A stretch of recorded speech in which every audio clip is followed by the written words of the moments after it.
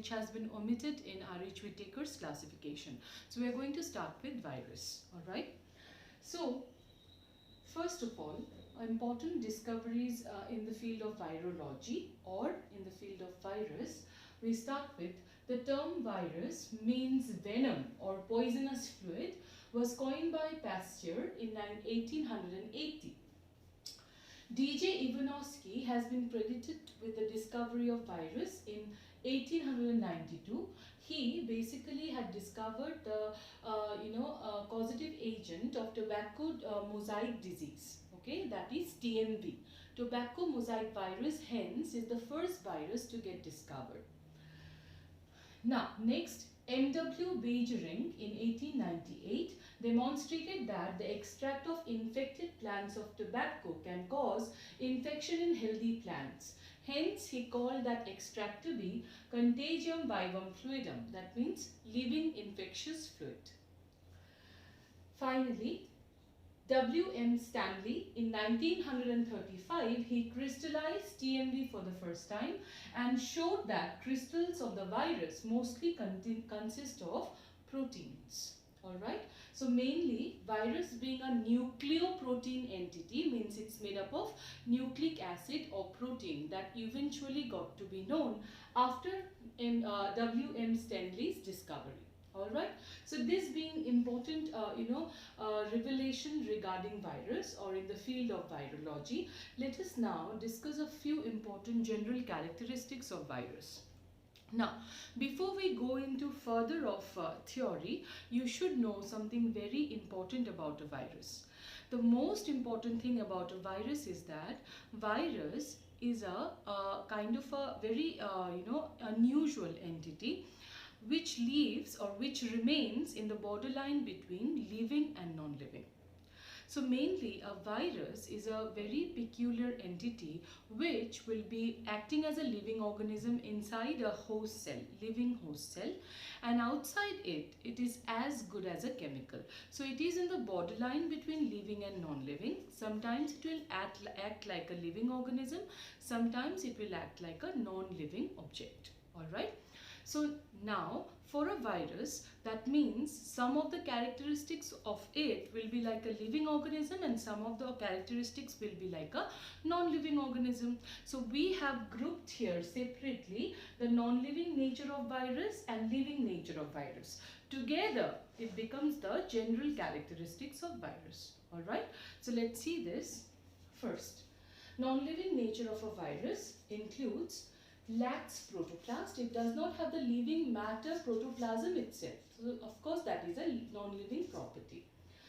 Ability to get crystallized. Of course any other living organism or living cell cannot be crystallized, but for a virus it can be easily crystallized and can be stored indefinitely as well. Like for example, TMV has been crystallized for the first time, likewise poliomyelitis or polio. Next, inability to live independent to a living cell. A virus without a living cell, without a living host, is as good as a chemical. So in that case, it is completely dependent on a living organism for its survival. That's also a very unusual property.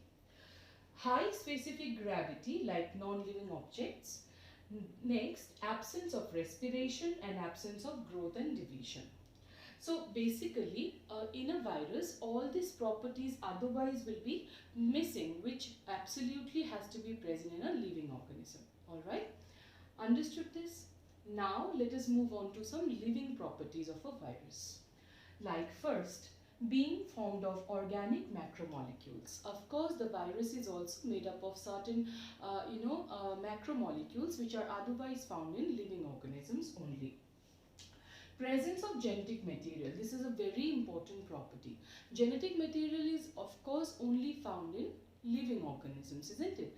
Virus also possesses genetic material, but it's either DNA or RNA, never both. Alright, like we have both DNA and RNA, isn't it? Most organisms have both DNA and RNA, but for a virus it's either DNA or RNA, never both. Next, ability to multiply. Of course, a virus can multiply, but only inside a living host. Presence of mutation. Now, because the virus have genetic material, that genetic material can abruptly undergo certain changes, and these abrupt changes are called mutation. And mutation is also a very important property of living organisms only. Next, occurrence of enzymes. Certain virus, they have specific enzymes that helps them to infect a host. Alright, so presence of enzyme is also an important property, living property of a virus. Next, infectivity and host specificity. Now, you will be very surprised to know that virus has a very specific way how it can be infecting a host. Not all virus can infect all types of cells. Okay, specific virus, they can recognize a specific host and only that cell it can infect. So this host specificity, of course, is a living property of a virus. And the last step, it can cause various infectious diseases. Just like there are various other parasitic infectious agents present, just like them, virus can also cause infectious diseases which will have specific symptoms, alright, or specific duration. So all this being the living property or nature of a virus, if you combine them both, they become the general property or general characteristics of a virus. Alright. Now, structural component of virus. What does the virus structurally possess? See, structurally a virus possesses mainly three components. One is a nucleoid, that's the most important part of a virus. The infectious part of the virus itself is its genetic material, which we call as nucleoid.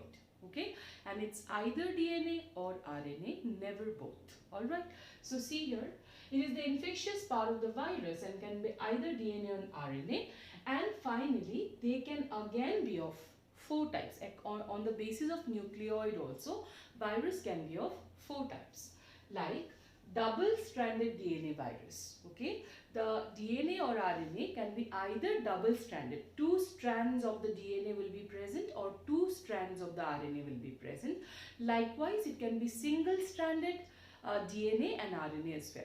So accordingly, there are four types of virus based on their nucleoid. Okay, so double-stranded DNA virus are also called deoxyvira. Okay, so double-stranded DNA virus or deoxyvira, examples will be pox, cauliflower mosaic virus, herpes virus. Likewise, single-stranded DNA virus, coliphage FD, M13 phage. Double-stranded RNA virus, these are very, very rarely found. For example, Rio virus, und tumor virus, and single-stranded RNA virus are also again common, that is TMV, tobacco mosaic virus, the first virus to have discovered, and influenza virus, retrovirus, which also includes HIV. Okay. Now, next component present in the structure of a virus is capsid. See, because the nucleoid is the infectious particle of the virus, it has to be protected, alright, and it is protected by the help of outer protective layer, that's called the capsid. So, it is the outer protein coat made up of small subunits called capsomeres, and it protects the nucleoid. So, it is the outer protective covering of the virus inside which remains the nucleoid. Okay, and it's made up of small protein subunits called capsomeres. Next, envelope. So, envelope is something that's not compulsorily present in a virus. It may be present in some virus, it may be lacking in some virus. Okay, so if a virus possesses envelope, we call it enveloped virus, and if it is absent, we call it a naked virus. Okay, so see here, it is the outer thin loose covering of a virus made up of protein. That protein comes from the virus, lipid and carbohydrate, this too comes from the host. So by the combination of by the dual contribution of host and the virus, the envelope is formed. Okay, protein part is contributed by the virus and carbs and lipid will be coming from the host. It may or may not be present in virus, and those viruses which have envelope are HIV and herpes virus. Alright. Now, this is very, very important for your exam. See here, on the basis of host specificity, viruses are again of three types. Phytophagini, that means plant virus. Those viruses which will be infecting only plants are phytophagini, and the common genetic material, Okay, most of the plant virus commonly possesses what kind of genetic material? Single-stranded RNA. Do remember that. Most plant virus would possess single-stranded RNA as their genetic material. Likewise, for zoophagini or animal virus, those virus which will be infecting animals, for them there can be various types of genetic material present, like single-stranded or double-stranded RNA or double-stranded DNA. Okay, double-stranded DNA being the most common. And finally, bacteriophage or bacterial virus, for them also there is only one type of genetic material found, and that's double-stranded DNA.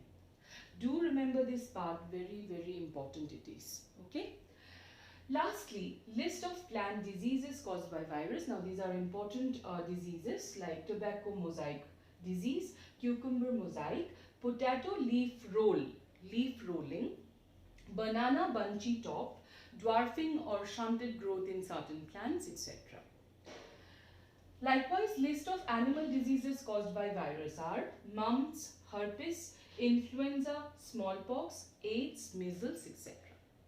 So this being said about the virus, let's now discuss few important viruses.